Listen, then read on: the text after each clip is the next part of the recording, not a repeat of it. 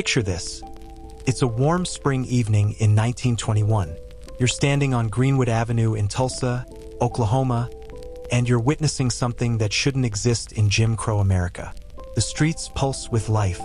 Well-dressed businessmen tip their hats as they pass. The scent of perfume from the luxury boutiques mingles with the aroma of fine dining from the Williams Dreamland Theater. Jazz piano drifts from the nightclubs. Children laugh as they run past gleaming automobiles, owned, not borrowed, but owned by their black parents. This is Greenwood. They call it Black Wall Street, and the name isn't hyperbole. We're talking about a 35-square-block district with over 600 businesses. Hotels that rival anything in White Tulsa. 2 newspapers, a hospital, law firms, a public library, movie theaters, 13 churches, banks with deposits that would make your eyes water. This is a self-sufficient black metropolis thriving in the heart of a state where the Ku Klux Klan operates openly. But here's what they don't teach you in school. In less than 18 hours, this entire world will cease to exist. Not from a natural disaster, not from economic collapse, but from something far more deliberate, far more sinister, an orchestrated campaign of terror that would deploy bombs from the sky against American citizens on American soil. This is the story of how racial hatred, economic envy, and systemic betrayal combined to unleash one of the worst episodes of racial violence in American history. And then, how America tried to forget it ever happened. To understand what was destroyed, you need to understand what was built. Greenwood wasn't just successful, it was extraordinary. We're talking about a community where the dollar circulated 36 times before leaving the district. 36 times. In the rest of America, a dollar might change hands once or twice. But in Greenwood, money stayed in the community, creating a multiplying effect that generated genuine, generational wealth. Walk down Greenwood Avenue, and you'd see the Stratford Hotel, a 54-room luxury establishment with its own dining room and ballroom. You'd pass the Gurley Hotel, the Red Wing Hotel, the Midway Hotel, each one a statement of black excellence. The Williams Building housed a confectionery on the ground floor and offices above. Dr. A.C. Jackson, recognized as one of the finest surgeons in America, not Black America, all of America, maintained a practice here. Lawyers, dentists, real estate moguls, and merchants all thrived in this contained ecosystem. The district had 2 newspapers, the Tulsa Star and the Oklahoma Sun, that chronicled the community's achievements. There were movie theaters where black families could watch films without sitting in segregated balconies. The district even had its own public transportation system. Children attended well-funded schools. This wasn't just survival. This was prosperity, dignity, and self-determination manifested in brick and mortar. Behind this miracle stood visionaries who understood that segregation, while fundamentally unjust, presented a twisted opportunity. O.W. Gurley arrived in Tulsa in 1906 with $30 in his pocket and a plan. He purchased 40 acres of land and sold it exclusively to other black settlers, creating a deliberately black-owned enclave. His vision was simple but revolutionary. If white Tulsa wouldn't let black citizens participate in their economy, Black Tulsa would build its own. J.B. Stratford, a lawyer and Renaissance man educated at Indiana University, followed with even grander ambitions. His hotel became the largest black-owned hotel in the nation. But Stratford was more than an entrepreneur. He was a philosopher of black economic independence. He preached that wealth accumulated through mutual support would be the key to true freedom. These men, and hundreds like them, turned the cruel logic of segregation on its head. White businesses refused to serve black customers. Fine, black businesses would serve them better. White banks wouldn't provide loans. Black banks would. White Tulsa wanted separation. Black Tulsa would build something so magnificent that separation became a source of strength rather than shame. By 1921, Greenwood's assessed property value exceeded $1.5 million, equivalent to over $23 million today. But the true value was immeasurable. It was proof that black Americans, given even a sliver of opportunity, could build empires. And that proof would become its own death sentence. Because in Jim Crow America, black success wasn't celebrated. It was seen as a threat. On the morning of May 30th, 1921, Dick Rowland, a 19-year-old black shoeshiner, entered the Drexel building in downtown Tulsa. He needed to use the colored restroom located, as was the cruel custom, on the top floor. To get there, he had to take the elevator operated by 17-year-old Sarah Page, a white woman. What happened in that elevator remains one of history's most consequential mysteries. Sarah Page screamed. Dick Rowland ran. That's all we know for certain. The most likely scenario? Rowland stumbled entering the elevator and grabbed Page's arm to steady himself. She was startled and screamed, but the truth didn't matter. By noon, a clerk from the nearby Renberg's clothing store had reported that a black man had assaulted a white woman. Rowland was arrested the next morning and taken to the Tulsa County Courthouse. Under normal circumstances, this might have ended with an investigation, possibly a trial, maybe even his exoneration. Sarah Page herself would later refuse to press charges. But these weren't normal circumstances. This was Tulsa, Oklahoma, in 1921, where the Ku Klux Klan had exploded in membership and influence, where just the previous year a white mob had lynched a black teenager for killing a white man in self-defense. The powder keg was dry. All it needed was a match. The Tulsa Tribune provided that match. On the afternoon of May 31st, the paper published a front-page story with a headline designed to inflame, "Nab Negro for attacking girl in an elevator." But the headline was only the beginning. According to multiple witnesses, though the editorial itself has mysteriously vanished from archives, the Tribune ran a piece titled, "To Lynch Negro Tonight." Read that again. A major newspaper openly calling for a lynching.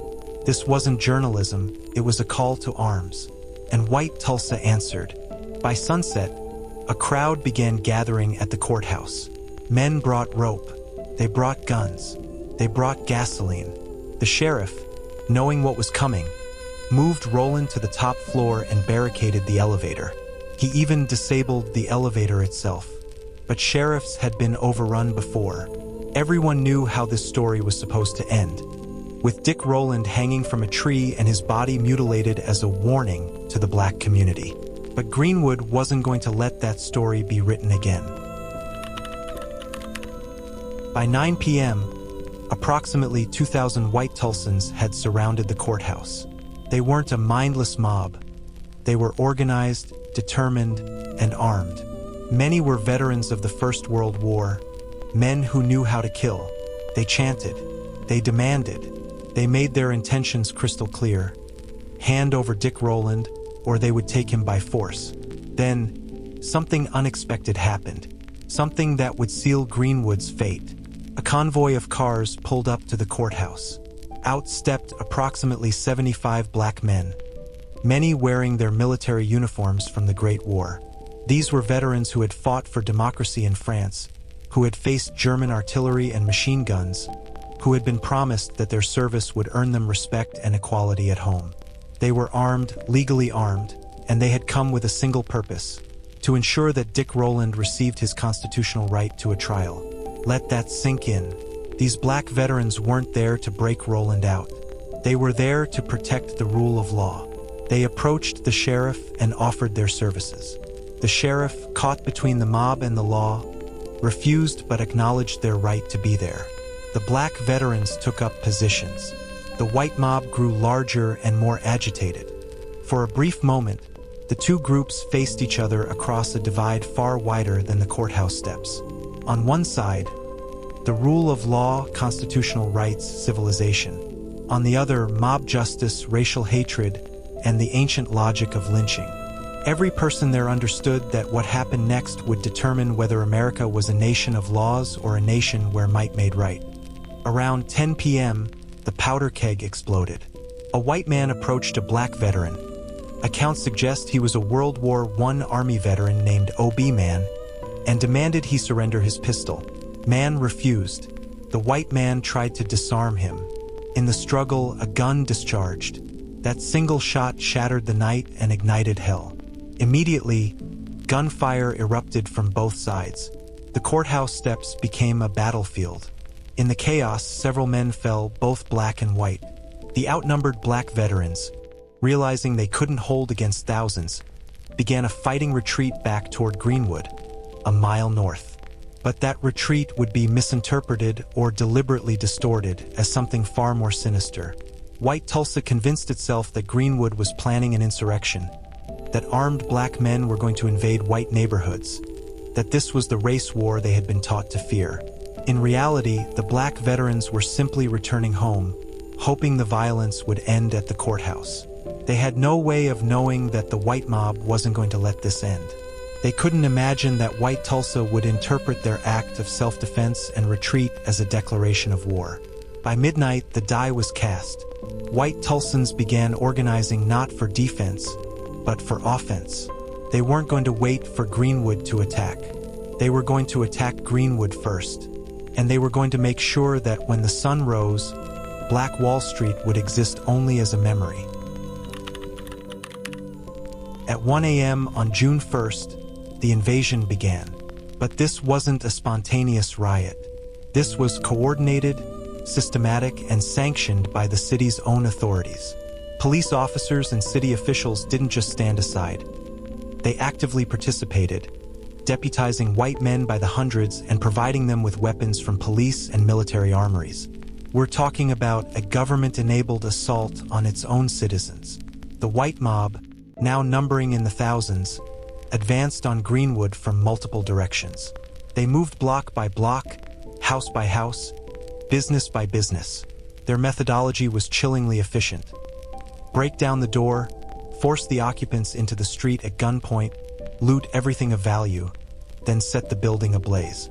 Men were shot in their doorways for the crime of defending their homes. Women and children were dragged from their beds in their nightclothes. Eyewitness accounts describe horrors that defy comprehension. A.C. Jackson, that brilliant surgeon we mentioned earlier, emerged from his home with his hands raised in surrender. He was shot in the back and left to bleed out in his own yard. Another man was tied to the back of a car and dragged through the streets until dead. Black Tulsans who tried to flee were hunted down. Those who stayed were murdered where they stood. The violence wasn't limited to men. Women were assaulted. The elderly were beaten. Children watched their parents executed.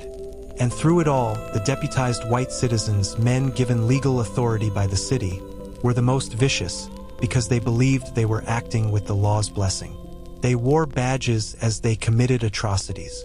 But here's where this story transcends into something uniquely horrifying in American history: the air assault. Multiple eyewitnesses, black survivors whose testimonies were documented, reported seeing private planes circling over Greenwood at dawn. These weren't reconnaissance flights. These planes dropped incendiary devices, likely turpentine bombs and dynamite, onto rooftops and into the streets. Let that reality settle over you. This was 1921. Commercial aviation barely existed. The Wright brothers' first flight had been only 18 years earlier. And yet, white Tulsans weaponized this cutting-edge technology to bomb an American community from the air. Some witnesses reported seeing men with rifles firing down at fleeing residents from the aircraft. This was aerial bombardment of civilians on American soil, a tactic that wouldn't be used in warfare until years later. The planes targeted Greenwood's most prominent buildings first: the hotels, the churches, the business district. The strategy was clear: destroy not just the people, but the very symbols of black achievement. When the Stratford Hotel erupted in flames after being bombed from above, it sent a message. No structure built by black ambition would be allowed to stand. Modern historians have debated the exact nature of these air attacks, with some skeptics questioning the accounts. But the testimony is overwhelming and consistent across dozens of survivors. And we have photographic evidence of the planes themselves. The uncomfortable truth is that this happened. America used aircraft to bomb its own citizens. By dawn, Greenwood was an inferno. The rising sun revealed a district transformed into a vision of apocalypse. 35 square blocks, the entire heart of Black Wall Street, were engulfed in flames that could be seen for miles. The smoke formed a black column visible from neighboring towns. Everything burned. The Dreamland Theater, where families had gathered for entertainment just days before, was reduced to a charred skeleton. The Gurley Hotel, the Stratford Hotel, the Williams Building, all gone. The churches, those symbols of faith and community, were specifically targeted. Mount Zion Baptist Church, a beautiful brick structure that had taken years to build, was obliterated. Lawyers watched their entire libraries of law books burn.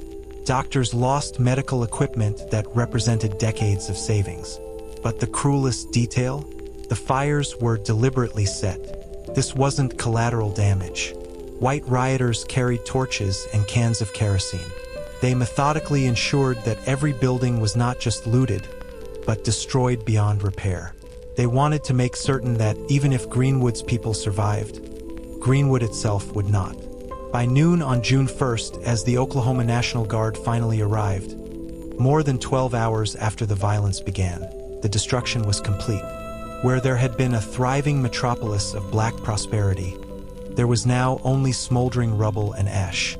Over 1,200 homes destroyed, every single business obliterated. Schools, hospitals, churches, all gone. The wealthiest black community in America had been erased in less than one day. And as the smoke cleared, the most brutal phase began. The aftermath, where the violence would be compounded by something equally sinister. The systematic erasure of what had happened from history itself. The official death toll from the Tulsa Race Massacre was listed as 36, 26 black and 10 white. That number is a lie. It's a lie so transparent, so obviously false, that it stands as its own indictment of the cover-up that followed. Survivors reported bodies stacked like cordwood in dump trucks. They described mass graves being dug on the outskirts of town. They watched as corpses were dumped into the Arkansas River, where they floated downstream for days. They witnessed bodies being buried in unmarked trenches, burned beyond recognition, or simply loaded into coal cars and hauled away to destinations unknown. The Red Cross estimated at least 300 dead. Modern historians believe the true number may never be known, but could easily exceed that figure. Think about what that means. Hundreds of American citizens murdered, and no one was ever held accountable. No trials, no arrests, no justice. But death wasn't the only horror. Over 10,000 black Tulsans, nearly the entire population of Greenwood, were left homeless. But they weren't allowed to simply leave or rebuild. Instead, they were rounded up at gunpoint by the National Guard and placed in internment camps. Yes, internment camps on American soil, housing American citizens whose only crime was surviving. These camps, the largest was at the fairgrounds, held families for days, sometimes weeks. To be released, black Tulsans needed a white person to vouch for them, to essentially sponsor their freedom.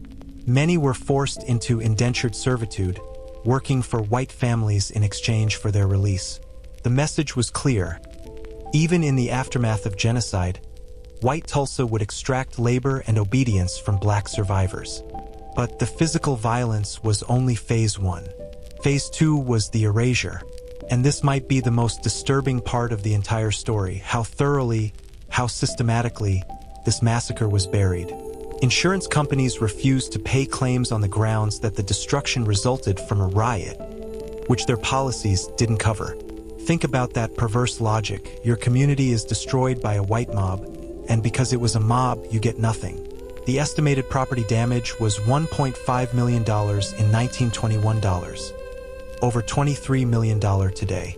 None of it was ever compensated. Death certificates were altered or never filed. Newspaper archives were purged. That inflammatory Tribune editorial calling for a lynching, mysteriously missing from all existing copies. Photographs of the destruction were confiscated. Official records were destroyed or sealed. For decades, the Tulsa Race Massacre wasn't taught in Oklahoma schools, wasn't mentioned in textbooks, wasn't acknowledged by the city government. Survivors were warned to stay silent, threatened with further violence if they spoke about what happened. Many carried the trauma to their graves, never sharing their stories even with their own children. An entire generation grew up in Tulsa, black and white, without knowing that their city had been the site of one of the worst atrocities in American history. The erasure was so complete that, by the 1960s, many Americans had never heard of Black Wall Street or its destruction. The massacre had been successfully deleted from the nation's memory. And that silence was its own form of violence. So let's be clear about what the Tulsa Race Massacre actually was. This wasn't a race riot. That term implies two sides fighting. This was a calculated act of racial and economic terrorism. This was an organized military assault on American citizens by their own government and neighbors. This was a pogrom, an ethnic cleansing, a massacre enabled and executed by people who wore badges and flew planes and called themselves patriots. It was successful in its aims. Black Wall Street never recovered. Greenwood was rebuilt, but never to its former glory. The message had been received by black communities across America. Prosperity will make you a target. Success will not protect you. The law will not protect you. In fact, the law will be weaponized against you. But here's the question that should haunt us. How does a nation reconcile with a history it worked so hard to forget? Is Tulsa an anomaly, a singular explosion of hatred and violence? Or is it part of a pattern, a brutal expression of how America has always dealt with black success and black autonomy? The ghosts of Greenwood demand an answer. They demand we remember not just what happened, but what it represents. The fragility of progress, the persistence of hatred, and the price of silence. So remember Dick Rowland and Sarah Page. Remember O.W. Gurley and J.B. Stratford. Remember the pilots who dropped bombs and the deputized citizens who burned homes. Remember that this happened, and ask yourself, what are we still forgetting? If this history challenges you, share it. If it angers you, let that anger fuel action. Subscribe for more unfiltered history, because the stories they tried to bury are the ones we need most. The ghosts of Greenwood are still waiting for justice.